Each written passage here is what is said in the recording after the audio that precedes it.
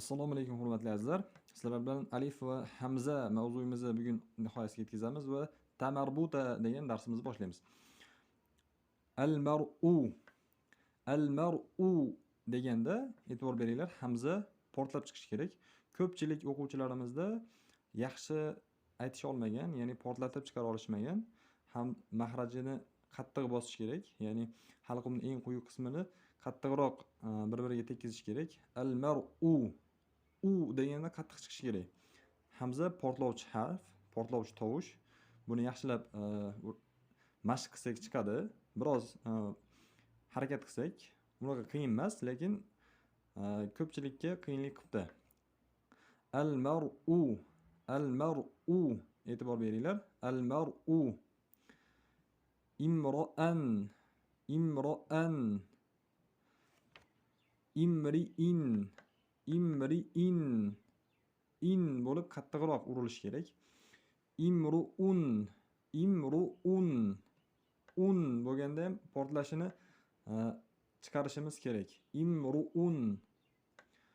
Keyingisi al-juz'u, al-juz'u mana zlarni safir sifatlarini chiqaramiz, sirg'altiramiz. Al-juz'u va hamzani portlatishimiz kerak. Juz'aha, juz'aha. E'tibor bering, mana shu yerda hamza ham halqumning eng quyisidan, ha ham mana shu joydan chiqadi. Ikkovining mahraji bitta. Buni portlatib, buni sirg'altirib talaffuz qilamiz. Juz'a portlatib, ha ni sirg'altiramiz. Juz'aha, juz'aha, juz'iha, juz'iha, juz'uha, juz'uha. Demak, hamza mana shu. Ya'ni buni portlovchi sifatini yaxshilab chiqara olsak, jarangli sifatlari, qo'shimcha sifatlarni chiqishi oson bo'ladi. Boshqa sifatlarni ingichkaligi, buni o'zi yo'g'on emas, ingichka talaffuz qilinadi. Odatda yo'g'on qilish qiyin. Yo'g'on qilmasligimiz kerak o'zi aslida. Yo'g'on qilib qo'ymanglar. Juz-aha qilib yo'g'onlashib ketib qolmasin. Asosiysi portlovchi sifati, ana shu sifatini chiqara olsak bo'ldi. Endi mana bu harflarga e'tiborimizni qaratamiz. Buni o'ylab ko'ringchi, qayerda ko'rgansiz? Eslangchi. Oldingi darsimizda qiroatun, muruatun deganda t qilib o'qigandik. Yaxshilab e'tibor bergan bo'lsangiz, e'tibor bergan o'quvchilar so'rashdi, bu nima deb, t deb o'qiyapmiz, buni tushuntirib bering deb. Mana endi bugungi darsimizda mana shuni ko'ramiz. Bu harfning nomi tamarbuta deyiladi. Mana bu ta'ni vazifasini bajaradi. Mana bu ta mamduda deyiladi. Bunisi ta marbuta. Hni ustiga ikkita nuqta qo'yib qo'yilgan. Mana shunday holatda keladi va t deb o'qiladi. Mana o'qisak: azizatun, azizatun, faridatun, hamidatun, sa'idatun, shahidatun, jamilatun, halimatun, salimatun.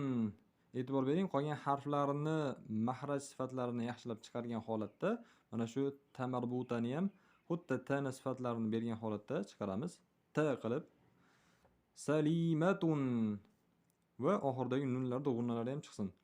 Sharifatun, na'imatun, na'imatun. Endi mana bu yerda marratun, marratun. Bu yerda yaxshilab e'tibor bergan bo'lsangiz, ikkita ro kelyapti va bitta mana shu t ni o'zi. Nima edi bu? Ta marbuta. Endi mana bu yerda marratun. Nima farq ko'ryapsiz? Birinchidan mana shu ikkita rodan keyin bu yerda ham ikkita ro kelyapti. Mana bu alif mat harfi bor va undan keyin ta mamduda, ya'ni oddiy ta kelyapti.